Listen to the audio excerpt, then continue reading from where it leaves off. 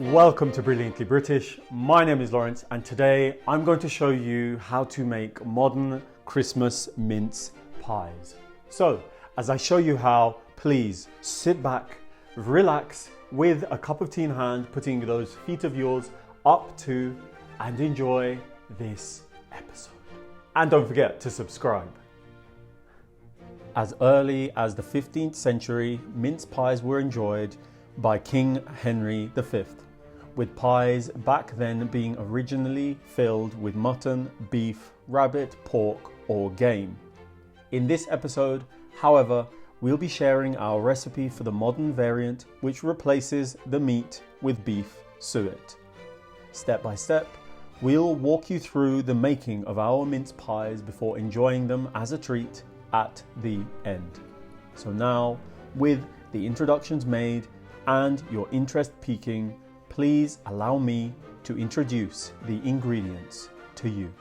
For today's Brilliantly British mince pies, you will need some suet, some flour, some dark Muscavado sugar, some plain white sugar, some eggs, some dried currants, some butter, some nutmeg, some raisins, a lemon, a Bramley cooking apple, or any other sour variety of apple. You will need some mixed peel. I've gone for a mixture of orange and lemon, but in the event of you not being able to get hold of some in your local shops, follow the link up there to learn how to make it yourselves at home.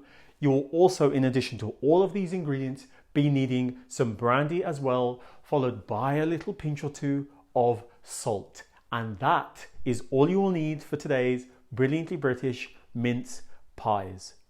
But please, before you get started, before you do anything at all, switch on your kettle, brew yourself a nice cup of hot tea so that you can sip on that whilst you bake.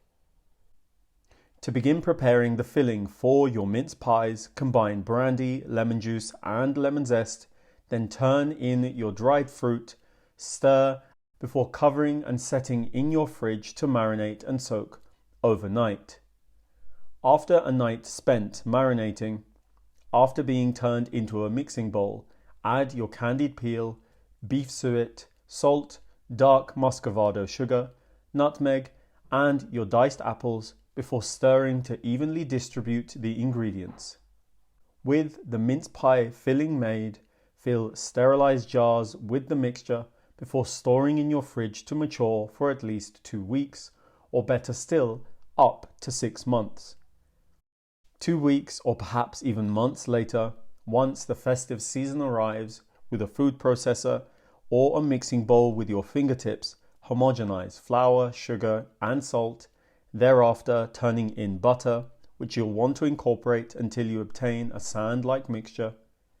Then, with the butter well and truly incorporated, and after preparing some beaten eggs, with the end of a wooden spoon incrementally add in your eggs, adding more once absorbed, and then if necessary, supplement the mixture with cold water, before gently kneading to clean your bowl and form a ball of sweet, short crust pastry dough.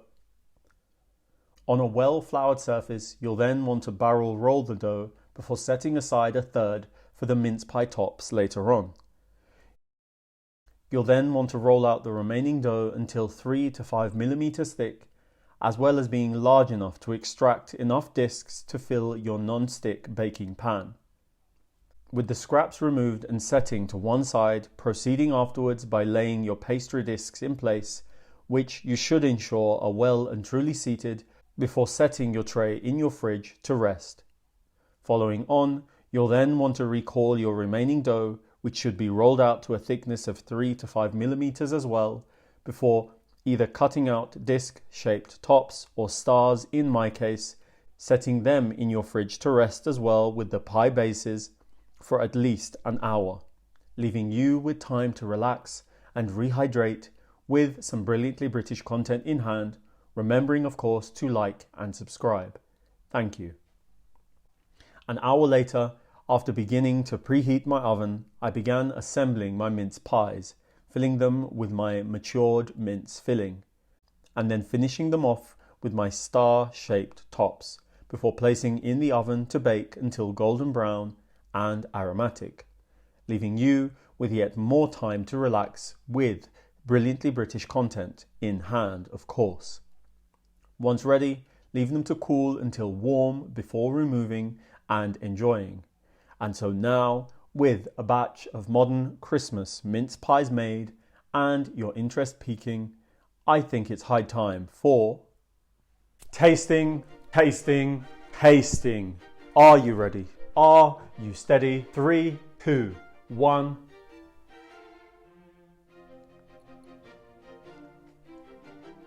Flavor, flavor, flavor. It's so aromatic. What a creation this is. Cleanse my palate. Perfect. Right, let's start from the outside and work our way in. The pastry. Crisp, flaky, buttery. It's got a nice crispiness to it. It's of course very short, which it ought to be. And now working our way in, the filling. It's moist, it's rich as a result of the suet and the brandy that's gone into it, which the dried fruits within have absorbed. The dried fruits, I might add, are very aromatic indeed, especially because they've been enhanced by the brandy and the nutmeg. It's amazing. It's beautiful. I've had mince pies in the past and they have been quite dry on the inside. This is not the case. And I might also add that when I was younger, I didn't actually appreciate mince pies, but now that I'm older, I think they are one of the best things that Britain has to offer the world, period. And look, as a serving suggestion, I'd say have them with some whipped cream, or better still, some brandy infused whipped cream. It'll take these pies to the highest of heights. So look, with all of that being said, please, please, please, to have a very, very Merry Christmas, make yourself a batch of mince pies because it'll of course be worth it. So please make these mince pies, please. Thank you, thank you, thank you all for allowing me to show you how to make modern Christmas mince pies. Knowing that you loved this episode, don't forget to click on the like button, the subscribe button, and the notification button so that you don't miss any of our new releases. Tell everyone, and I mean everyone, that you know about the brilliantly British food on this channel, and follow us on all of the social media platforms that this channel is on. And I will see you